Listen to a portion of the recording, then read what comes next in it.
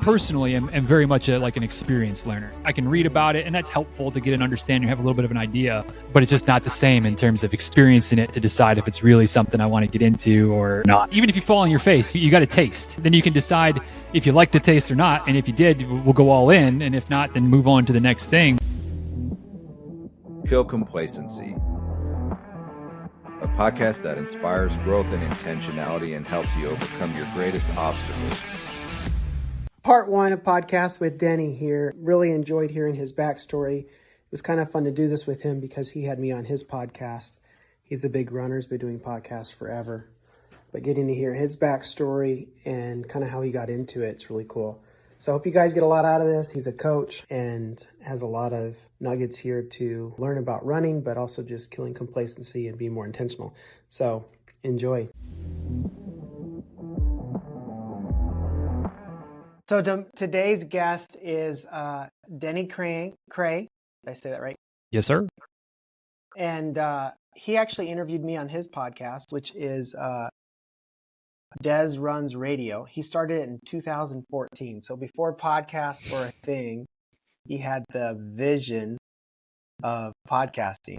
And you kind of got into that really just to do more coaching and help more people do it, right? I mean, get running and stuff.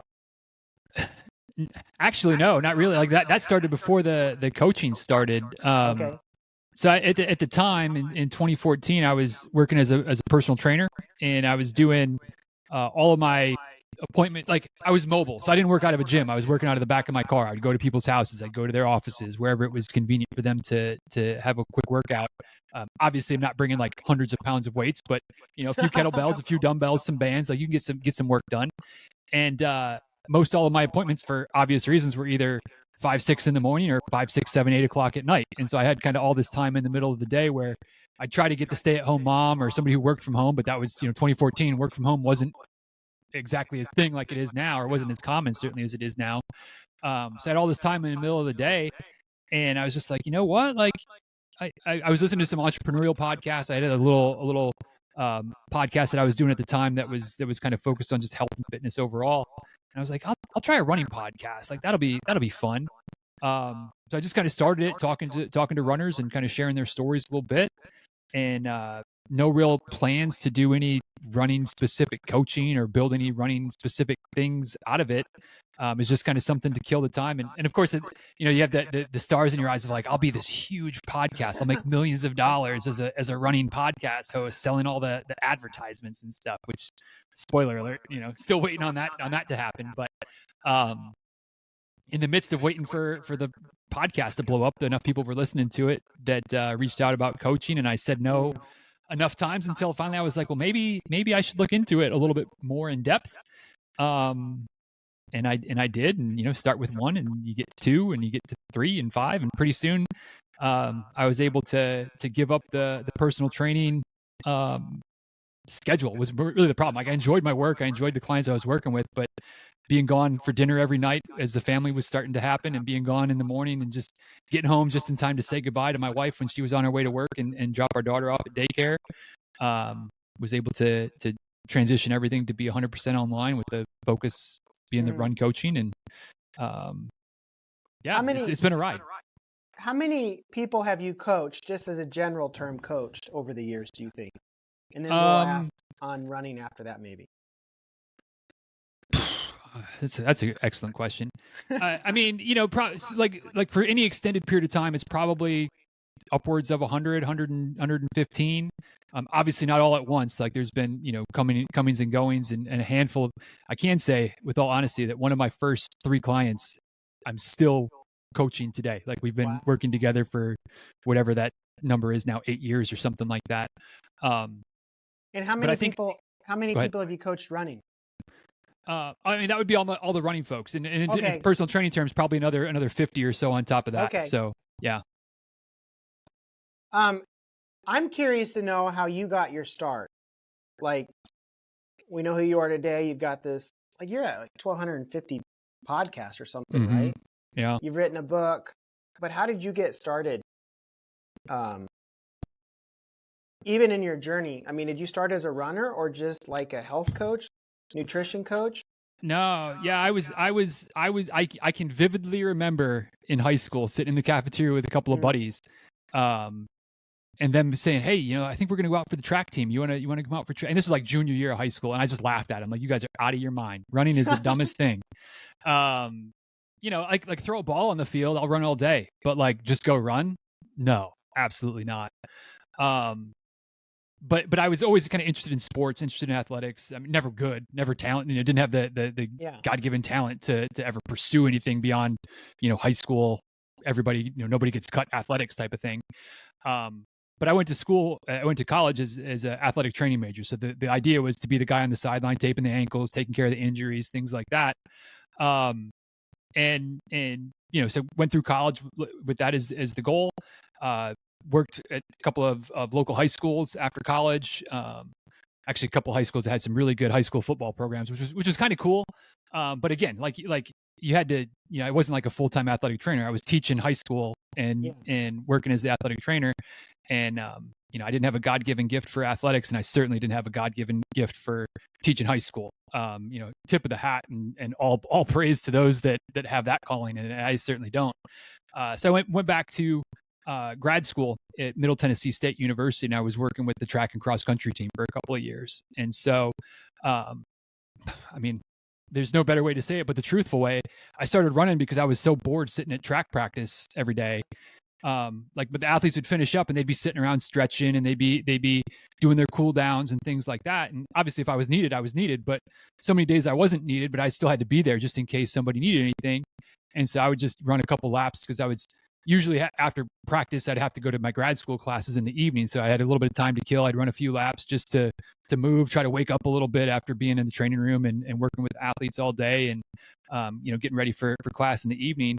And then it would kind of translate to, we'd go to a meet at Auburn University or at University of Kentucky or Georgia Tech, wherever we go to away meets. And, the nature of college track meets is, at least as the athletic trainer and at least as our team was set up, was you might have a few athletes that you needed something, and then you might have 3 hours before the next athlete was competing based on the schedule of the events.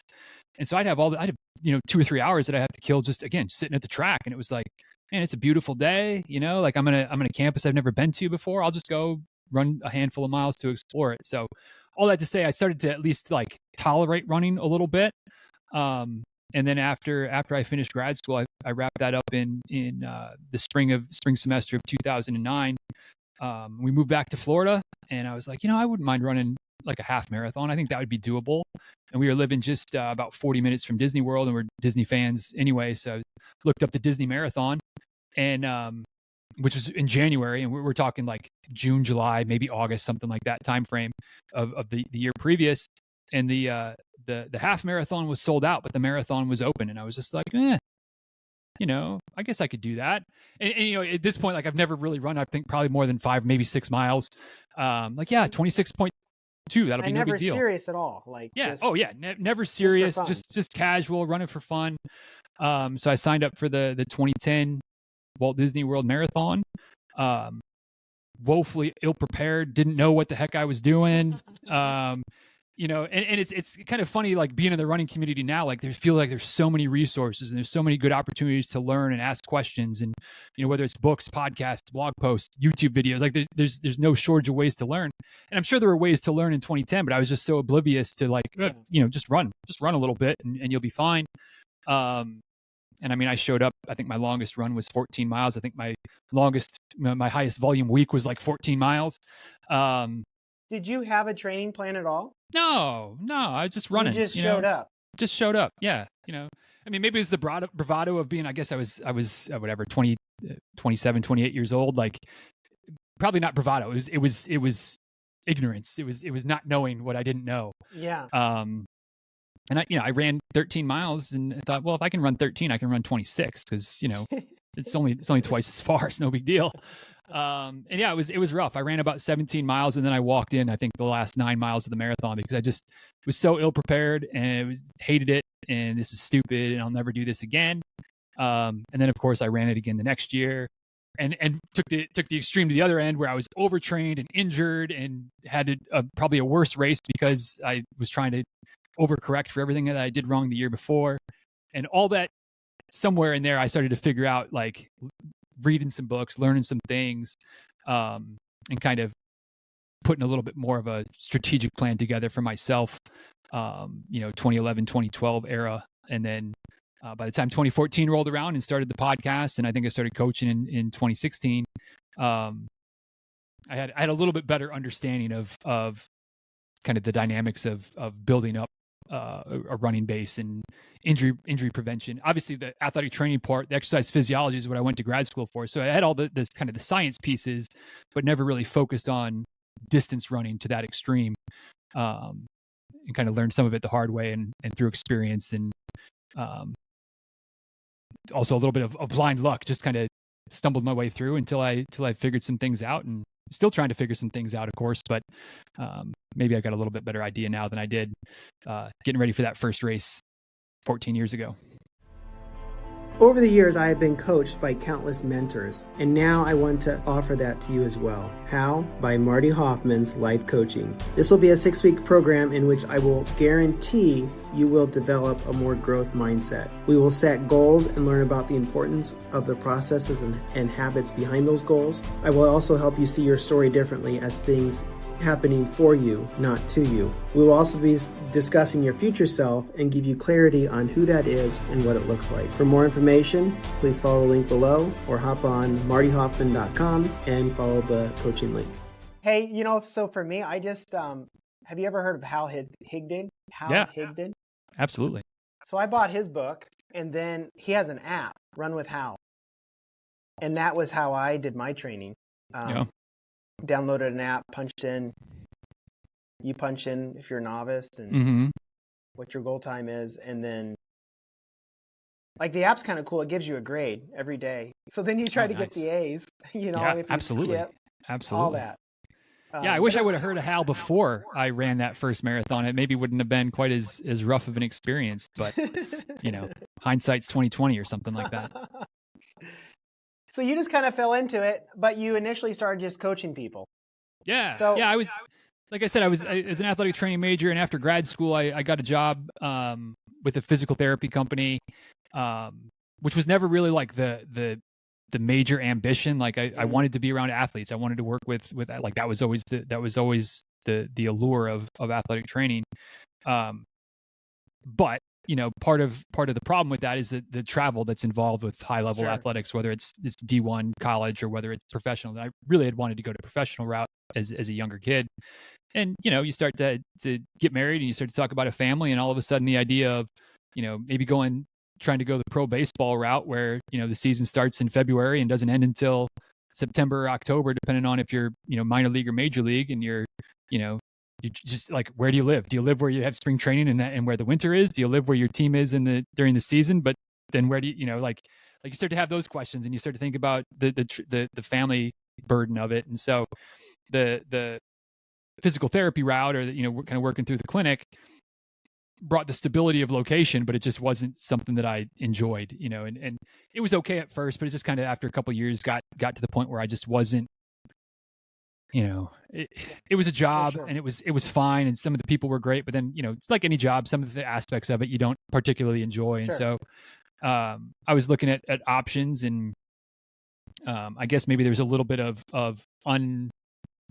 unrealized entrepreneurial drive, or just kind of some of the desire to kind of, not have a boss and make my own decisions. And, for better or worse, I started dipping into the personal training thing, and again, that worked out at the time because early mornings or after work hours worked out all right with having the day job. But as the clientele started to build up, it got to the point where, I could consider taking the leap and focusing on building the entrepreneurial thing. And, I'm glad I did it. And certainly it's been a wild ride, but, and some days I wish maybe I just had a real job that I could, unplug from and clock out from and be done with it.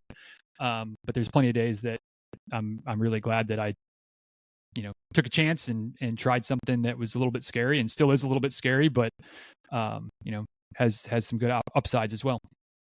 Denny, how did you, would you say you've always been an entrepreneur, or was it just the pain of being away from home and you wanted stability that you said, I'm going to try this out? I can't say I've always been an entrepreneur. Which is looking back on things. It's, I don't know why I say it's ridiculous, but like my dad was an entrepreneur. Mm-hmm. And maybe it was just because of the time frame of, you know, growing up in the like I was born in 82, so kind of growing up in the late 80s and early 90s. Like you go to college, right? You go to college, you get a job. Like that was still kind of how things progressed at that point. And without trying to brag, like I was pretty good in school. Like I was blessed pretty well with on the academic side of things. So like good grades, college, that type of stuff was you know, just kind of came naturally. And I don't ever remember my dad once talking about any type of entrepreneurship as an option. And I don't even remember him talking to my sister about it. She's 5 years younger than me. And now both of us have our own businesses. Like I've got my online thing, and she runs the local dance studio in town. She grew up dancing and ended up buying the dance studio from her former instructor, and she's doing really well with that. So it's interesting how that came about. Like it was never discussed in our household as building your own business, doing your own thing. It was, you know, go to college, get a degree, and see where that takes you. So I don't know that I would say I've been an entrepreneur my whole life, Sure. But it's always been something that I've seen, you know, even without digging into the deep end of my dad's business. Like, you know, you sit around the dinner table and you have dinner as a family and talk about your days, and you just kind of see him working, and you hear about some of the stuff from, you know, obviously not details and whatnot. And as a kid, everything goes over your head anyway, but just like the example was always there. Yeah. More is caught than taught.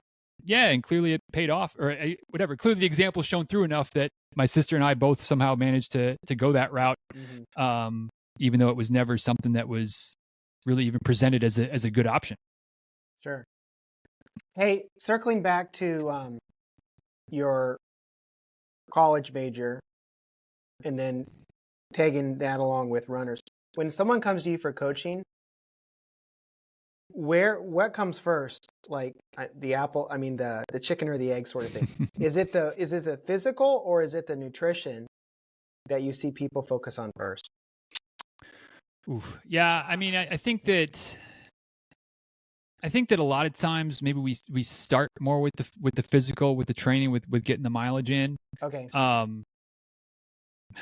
But without at the risk of taking the cop out answer, it does depend. You know, there's some folks where it depends on where they're starting at. You know, have they been running for years and have kind of struggled at the longer, you know, ends of endurance, and maybe we look like, let's dial in on the nutrition piece, because clearly, you know, you've been running ultra marathons, or you've been running marathons or whatever, you know, like it's not so much that's not necessarily the low hanging fruit of what might be the thing that could really make a big difference. But a lot of folks I tend to start out with are a little bit more of the, not brand new runners, but like, I tried running a marathon and it didn't go well, or I've run one, but I want to improve my time, or I've got a lot of injury issues. Can you help me stay healthy? And so we kind of, you know, start more with some of the basic training principles, building the foundation, things like that, and then kind of progress into some of the more nutrition fueling aspects of it as we get a little bit further along.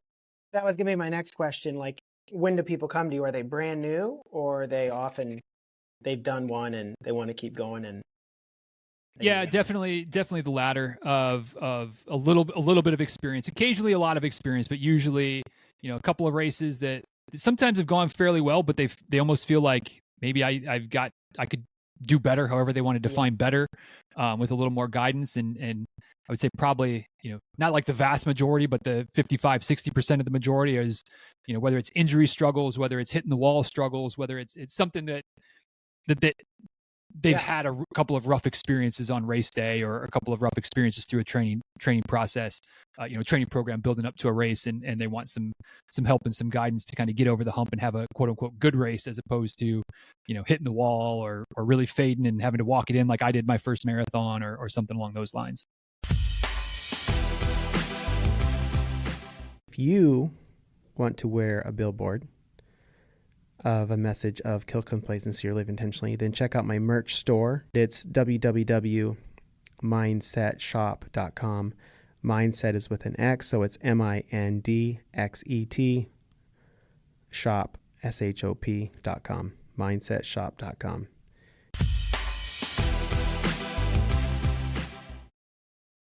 it's almost something they have to experience themselves, right? I mean, you can't, like not to compare it to giving birth, but you can tell someone giving birth is really hard. Mm-hmm. This is my wife has said. I said we can't tell anyone giving birth is hard. but my wife's like, everyone told me.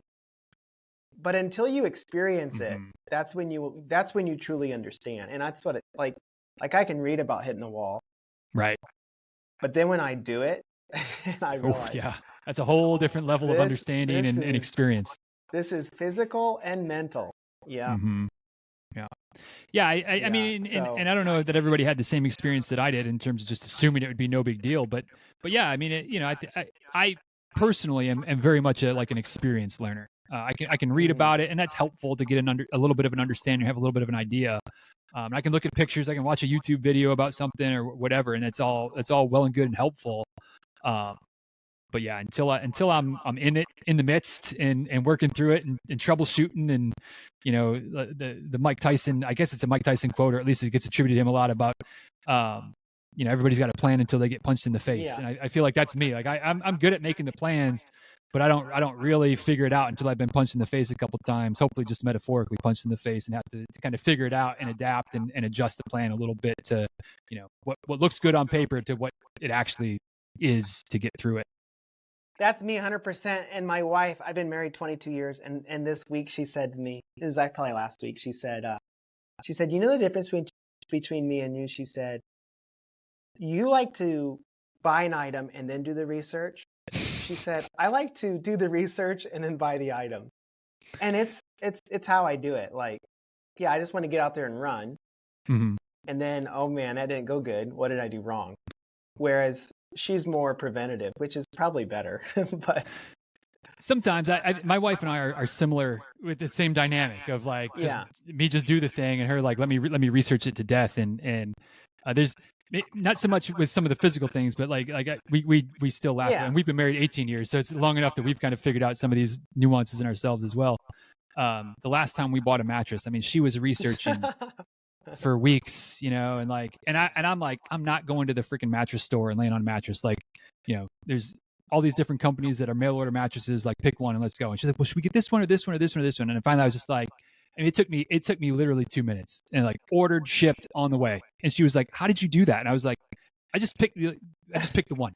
Like we got 100 days. If we don't like it, we'll send it back. But like, I just picked one, and we still have it, to this day. That one had the best reviews. Yeah, exactly. I didn't even look at the reviews. Like, she was like, I think maybe this one, but I don't know. Maybe that one, maybe this company, maybe that company. I was like, all right, we're just going with this one. Boom, done. Decision made.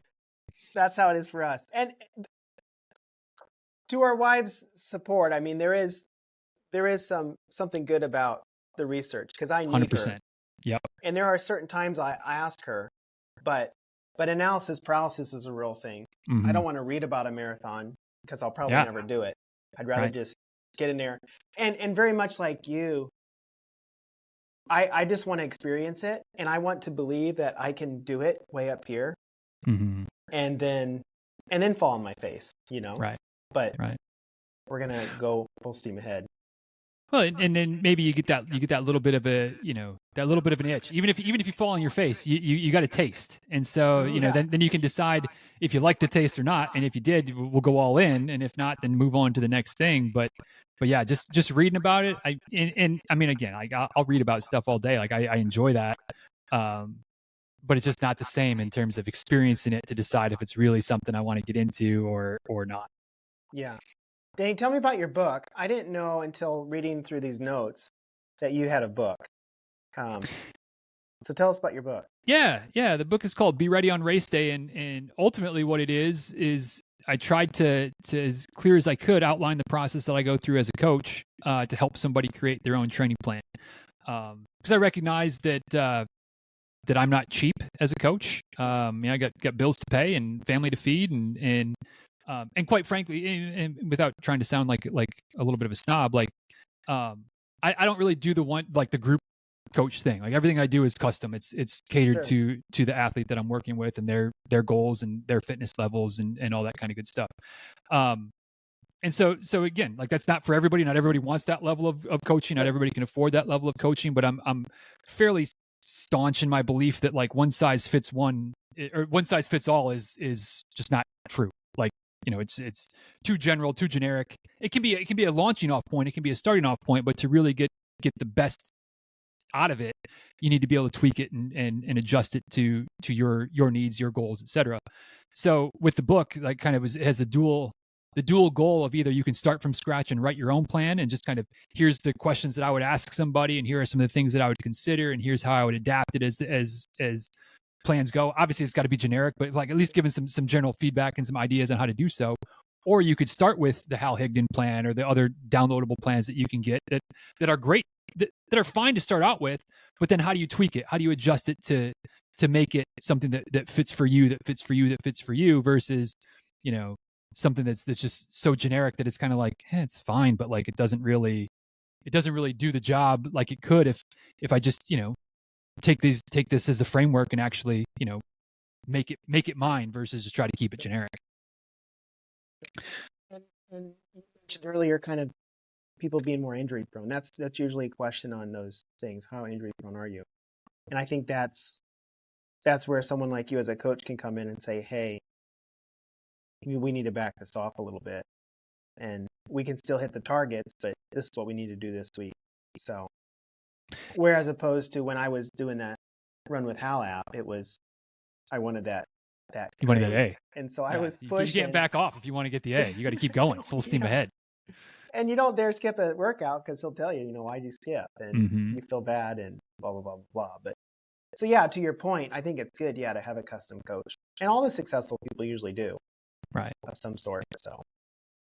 Yeah, well, and I mean, just to sometimes just to have that reassurance that like one missed run over the span of 4, 5, 6 months that you're building for a race, like it doesn't matter. Like I don't want to say it doesn't matter, because then it can be a slippery slope to I'm going to miss all my runs, which clearly that's a problem.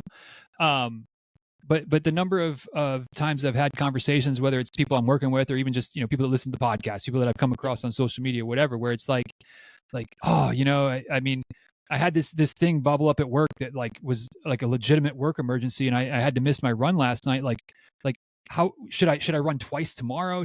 What should I do to make it up? And it's like, man, it was 4 miles on a Tuesday. Like just let those miles go. Like they like in the grand scheme of things, when you're talking about, somebody training for a marathon, they're obviously it's going to vary. There's a lot of variance, but they're probably going to run 250, 300 miles in a 4 month block, leading at least sometimes 400, 500 miles in a 4 month block leading up to a marathon.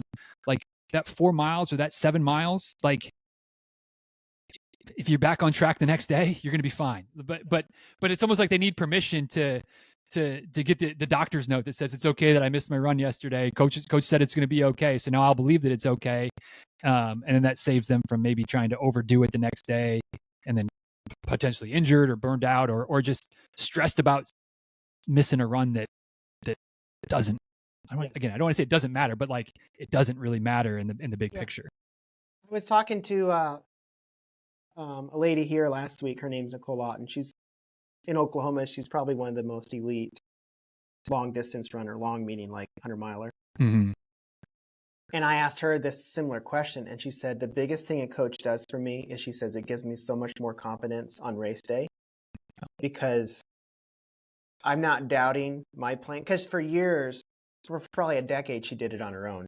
Mm. But she said, now I know going into it, I have someone else's eyes on it. They're telling me what to do nutrition-wise, when to push, when not to push.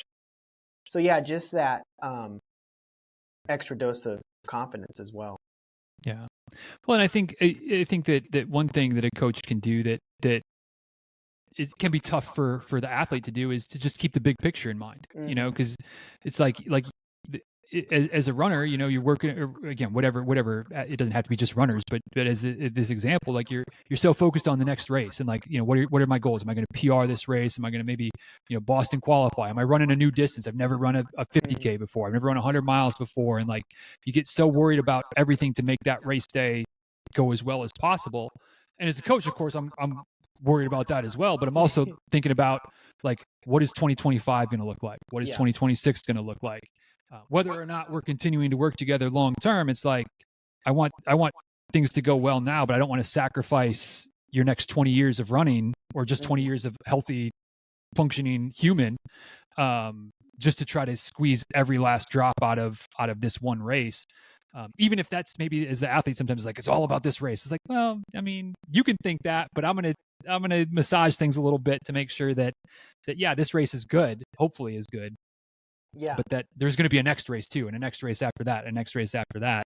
And it just, that objectivity, I think that 10,000 foot view, if you will, is something that I like to think I focus on maybe more so than my athletes a lot of times. And I think that's my job as the coach. I think is my job to keep the big picture in mind. Well, I think it's good too, because the other thing that can happen, as I'm sure you've known, as you've seen happen, you can have this perfect training plan, everything go as planned all the way through, and something happen a day before race or the day of race, and this perfectly laid out plan now is questionable because, well, like for instance, Nicole, who I just mentioned, she was signed up for one this spring and she got COVID 3 days before. Yeah. So, you know, she's nothing you can do about that. She's put in 6 months of training, and now she's sidelined. So That's the other thing, I guess, to just complement what you were saying. Like, yes, we have these visions of this perfect thing, but rarely do things go perfectly. You know, they're not executed perfectly on plan. So yeah, life happens is something I say more often than some of my athletes would care to hear. But, you know, whether it's the weather, I mean, how many times has race day weather impacted something where all of a sudden, you know, you sign up for the New York City Marathon because it's the first weekend in November, and you're like, all right, it's going to be 40 degrees and it's going to be perfect running weather. And that one day it happens to be the low is 65 degrees. And you're like, what the heck? Like, now the sun's going to come out. It's going to be 70 degrees by the time I'm out there, you know, running the race. And, you know, 70 degrees is great for a lot of things, but it's not great for getting, you know, pushing your body to the limit, running 26.2 miles. And it, you know, yeah, the training can go great. And then the race, or it could be 30 degrees and freezing rain. And now you're, you know, wishing you had ice skates out there on the streets, and you don't. So that's a problem. So there's so many things that can go sideways, that some that we're in control of, some that, man, we just have zero control over. But that's where a coach can really keep your head back in it, and you're not beating yourself up and not anyone. Well, and sometimes just reframe. You know, like I had a call with one of my athletes. I guess it was a couple of weeks ago. I was recording this for a race that happened this previous weekend, where is the Disneyland half marathon, and it was hot in California this past weekend, as anybody who was out there can probably attest to. And again, you know, like leading up to the race, like there was some thoughts of like, hey, let's race this thing. Let's you know, fitness is good. Like let's throw it down and see what happens. And then it's like, it's going to be 80 degrees at the start of the race at 5:30 in the morning. Like, what am I going to do? And I was like, we're just going to run it for fun. Like, you know, you like, there's nothing, what else can you do? It's not worth, you know, ending up in the medical tent with heat stroke, you know, like that's in DNFing. Yeah. That's like, you're traveling to California. I mean, Disney races are not cheap, but if you're a Disney fan, they're a pretty fun experience, I believe. And I've run several of them. And I used to try to race them hard. And the last few of them, I was like, and I'm taking my time. Like, this is not like I'm stopping with photos with the characters, or if I can jump on I've jumped on a ride mid race because like there was like the park just opened right when you're going by and there's no line yet. Like, yeah, jump on, let's rock and roll. So, but you know, to the point of having that perspective, like she was super nervous. We had this call, and then she got out to California. She's like, I'm so glad that like it just took the pressure off. It was just that reframe of like, I don't have to race every race.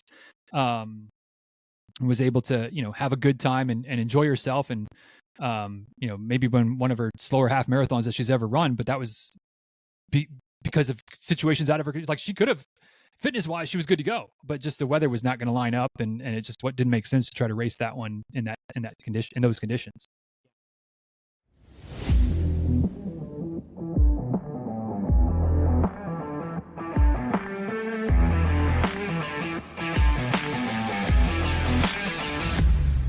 Wanted to thank you guys for listening to the end. In closing, I just wanted to add that if this message resonates with you, if it aligns with your values, and something in it today triggered something, then you can also look me up on Facebook, LinkedIn, Instagram, YouTube. We are really trying to help people live more intentional lives, to kill the complacency with which they have subscribed to. I know there's many ways which I get sucked in all the time. So if this is beneficial, follow me there.